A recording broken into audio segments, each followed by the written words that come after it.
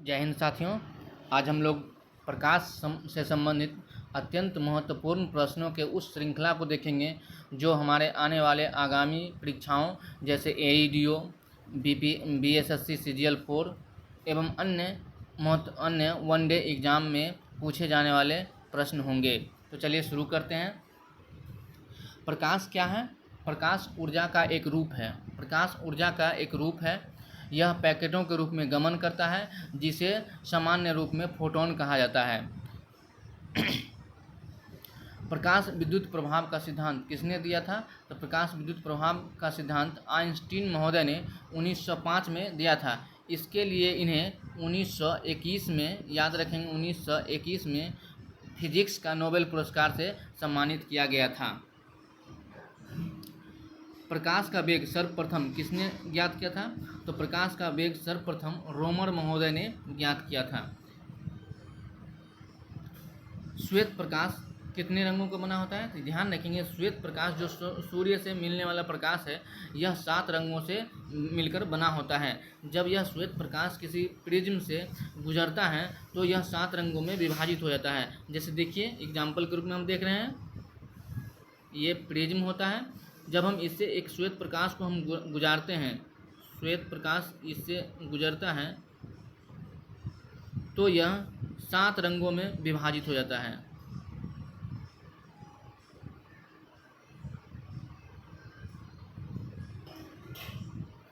ठीक है दोस्तों, 7 रंगों में ये विभाजित होता है, जिसे हम विबजियोर या बैनिया पिनाला के नाम से जानते हैं। सबसे जो कम विचलित होता है वह लाल होता है और सबसे अधिक विचलित होने वाला रंग बैंगनी होता है।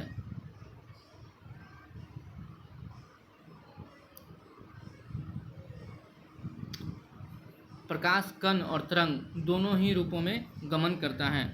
वायु में या निर्वात में प्रकाश का चाल कितना होता है? तो प्रकाश का चाल 3 × 10⁸ मीटर प्रति सेकेंड होता है। 3 × 10⁸ मीटर प्रति सेकेंड होता है।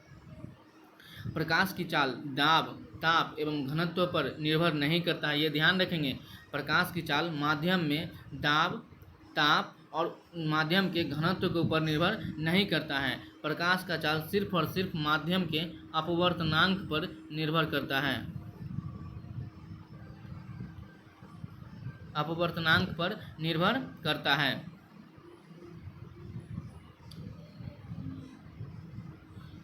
प्रकाश को सूर्य से पृथ्वी तक आने में कितना समय लगता है? प्रकाश को सूर्य से पृथ्वी तक आने में 8 मिनट 16.6 सेकंड का वक्त लगता है। यही प्रकाश जब चंद्रमा पर आता है और चंद्रमा से परावर्तित होकर पृथ्वी तक पहुंचता है, तो चंद्रमा से पृथ्वी तक आने में परावर्तित प्रकाश को 1.28 सेकंड लगता है। बैंगनी प्रकाश का प्रकीर्णन सर्वाधिक, जबकि लाल रंग के प्रकाश का प्रकीर्णन सबसे कम होता है। ध्यान रखेंगे, बैंगनी रंग के प्रकाश का प्रकीर्णन सबसे ज़्यादा होता है, जबकि लाल रंग के प्रकाश का प्रकीर्णन सबसे कम होता है। यही कारण होता है कि ट्रैफिक सिग्नल में लाल रंग का प्रयोग खतरे के रूप में या ट्रैफिक को रोकने के संदर्भ में प्रयोग किया जाता है।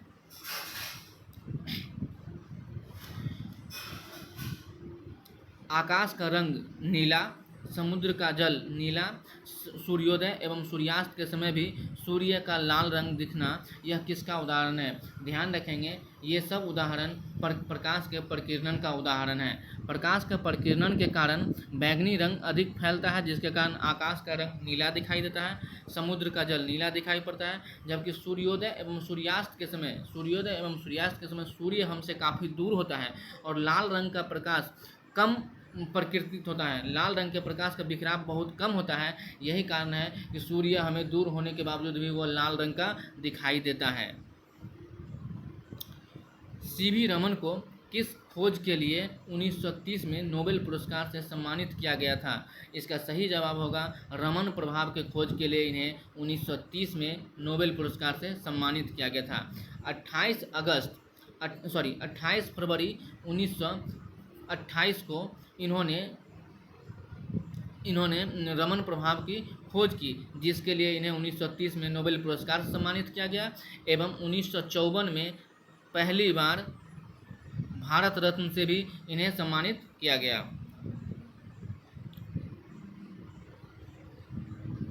राष्ट्रीय विज्ञान दिवस किस तिथि को मनाया जाता है?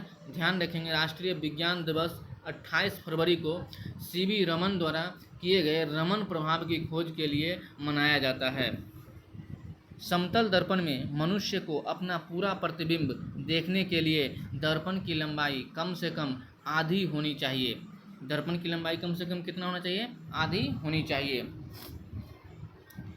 समतल दर्पण में वस्तु का प्रतिबिंब वस्तु के बराबर समान दूरी पर एवं पार्श्व उल्टा बनता है।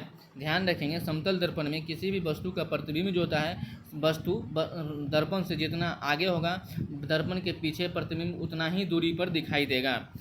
वस्तु का प्रतिबिंब की आकृति वह वस्तु के बराबर होगा एवं वस्तु प्रतिबिंब जो होगा वो पार्श्व उल्टा अर्थात लैटरल, दाहिने का बाएं और बाएं का दाहिने बनता है।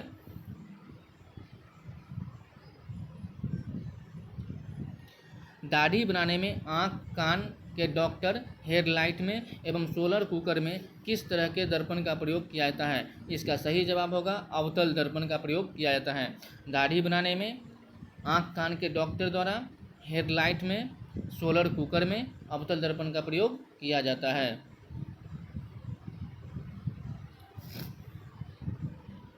साइड मिरर एवं सोडियम परावर्तक लैंप में उत्तल दर्पण का प्रयोग किया जाता है। ध्यान रखेंगे, उत्तल दर्पण किसी भी वस्तु का वस्तु के आकृति से छोटा प्रतिबिंब बनाता है। यही कारण है कि उसे साइड मिरर के रूप में गाड़ियों में प्रयोग किया जाता है। अपवर्तन के बाद प्रकाश की आवृत्ति में कोई परिवर्तन नहीं होता है। ध्यान रखेंगे, अपवर्तन के बाद प्रकाश के तरंगदैर्घ्य, उसके गति, वेग में परिवर्तन होता है, जबकि आवृत्ति में कोई परिवर्तन नहीं होता है। प्रकाश की आवृत्ति में कोई परिवर्तन नहीं होता है।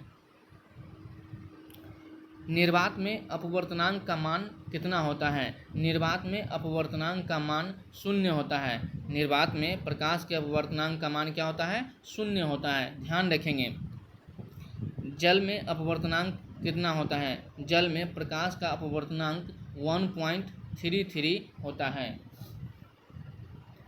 तारे का टिमटिमाना, सूर्योदय के पहले एवं सूर्योदय के बाद भी सूर्य का दिखाई देना, पानी के अंदर सिक्का का ऊपर उठा हुआ प्रतीत होना, ये सब अपवर्तन के उदाहरण हैं।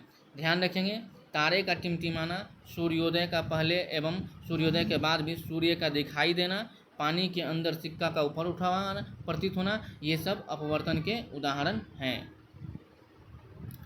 हीरा का चमकना, रेगिस्तान में मरीचिका का बनना, कांच में आई दरार का चमकना, ये पूर्ण आंतरिक परावर्तन का उदाहरण होता है।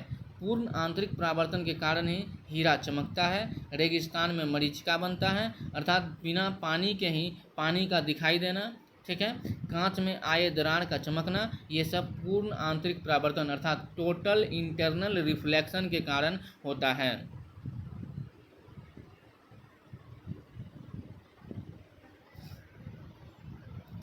ऑप्टिकल फाइबर पूर्ण आंतरिक परावर्तन के सिद्धांत पर काम करता है। ऑप्टिकल फाइबर, जिसे विशेषकर डॉक्टरों द्वारा मरीजों के शरीर के आंतरिक रोगों की जांच के लिए या पेट के अंदर की स्थिति को जानने के लिए ऑप्टिकल फाइबर का प्रयोग किया जाता है। यह पूर्ण आंतरिक परावर्तन के सिद्धांत पर काम करता है। लेंस का एसआई मात्रक कितना होता है? लेंस का एसआई मात्रक डायोप्टर होता है। लेंस का एसआई मात्रक क्या होता है? डायोप्टर होता है। और एक डायोप्टर बराबर होता है, एक डायोप्टर बराबर 1/, लेंस का फोकस दूरी होता है।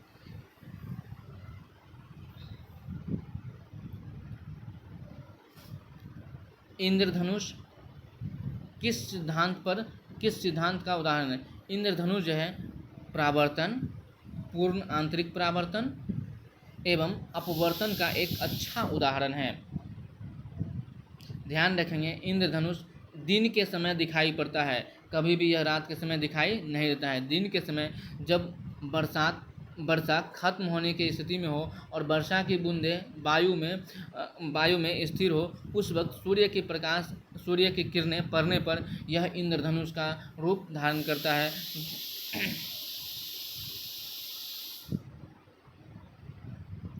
लाल, हरा एवं नीला प्राकृतिक रंग का उदाहरण है। कौन कौन सा रंग प्राकृतिक रंग है? तो ध्यान रखेंगे, लाल, हरा एवं नीला प्राकृतिक रंग है। इन्हीं प्राकृतिक रंगों का प्रयोग विशेषकर रंगीन टेलीविज़न में किया जाता है। प्राथमिक रंगों को जब हम एक निश्चित अनुपात में मिलाते हैं तो यह सफ़ेद रंग बन जाता है। ध्यान रखेंगे, श्वेत रंग जो है वह प्राकृतिक रंगों के समान अनुपात में मिलने से बनता है। पानी के बुलबुले का सूर्य प्रकाश में कभी कभी चमकना। पानी के बुलबुला जो है अगर सूर्य के प्रकाश में अगर चमकता है, या साबुन के बुलबुला सूर्य के प्रकाश में चमकता है, ध्यान रखेंगे यह किसका उदाहरण होगा? व्यतिकरण का उदाहरण होगा।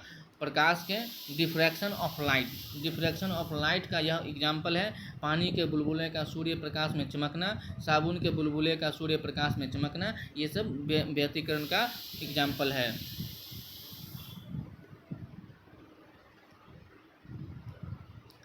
होलोग्राम या होलोग्राफी का चमकना, होलोग्राम या होलोग्राफी का चमकना यह प्रकाश के ध्रुवन का उदाहरण है।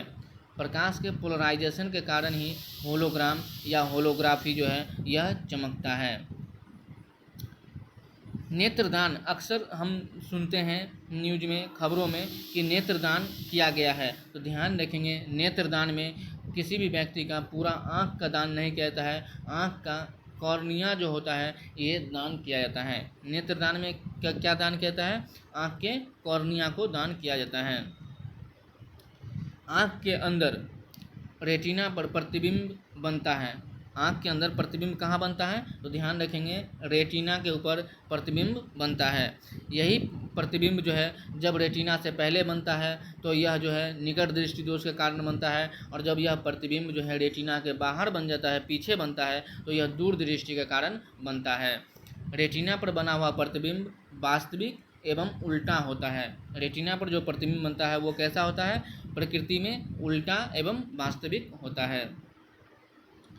सामान्य आँख के लिए स्पष्ट दृष्टि की न्यूनतम दूरी कितना होता है? ध्यान रखेंगे सामान्य आँख के लिए दृष्टि की जो स्पष्ट दृष्टि की न्यूनतम दूरी होती है वह 25 सेंटीमीटर है। 25 सेंटीमीटर से नज़दीक की वस्तु को स्पष्ट रूप से नहीं देखा जा सकता है। निकट दृष्टि दोष में निकट की वस्तु तो दिखाई देती है किंतु दूर की वस्तु नहीं दिखता है। ध्यान रखेंगे निकट दृष्टि दोष में क्या होता है? निकट की वस्तु को तो हम देख पाते हैं किंतु दूर की वस्तु को नहीं देख पाते हैं। यह क्यों होता है? इस निकट दृष्टि दोष में होता क्या है? तो निकट दृष्टि दोष में हमारे आँख की जो गोलक है वह उसकी लंबाई बढ़ जाती है, फोकस दूरी घट जाती है, जिसके कारण आँख की जो क्षमता है, लेंस की जो क्षमता है वो बढ़ जाता है। यही कारण है कि निकट की वस्तु को तो हम देख पाते हैं किंतु दूर की वस्तु को देखने में असमर्थ हो जाते हैं। प्रतिबिंब क्या होता है? यहाँ वस्तु का प्रतिबिंब जो है वो रेटिना पर बनने से के बजाय रेटिना से पहले बन जाता है। निकट दृष्टि दोष को दूर करने के लिए अवतल लेंस का प्रयोग किया जाता है। दूरदृष्टि दोष में क्या स्थिति होती है? दूरदृष्टि दोष में क्या होता है साथियों? दूरदृष्टि में क्या होता है कि हम दूर की वस्तु को तो स्पष्ट रूप से देख पाते हैं किंतु निकट की वस्तु को नहीं देख पाते हैं। ऐसा क्यों होता है? ऐसा इसलिए होता है हमारे आँख की गोलक जो है उसकी लंबाई जो है वह घट जाती है। दूरदृष्टि में क्या होता है? गोलक की लंबाई घट जाती है, जबकि फोकस जो है फोकस बढ़ जाती है।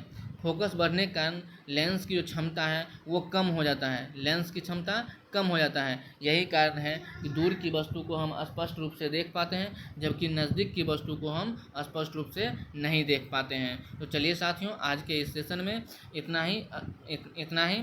ये प्रकाश से संबंधित अत्यंत महत्वपूर्ण प्रश्नों का सेट है। इससे आपके आने वाले प्रश्नों में, आने वाले एग्जाम में 1 या 2 प्रश्न मुख्य स्पष्ट रूप से दिखाई पड़ेंगे। धन्यवाद।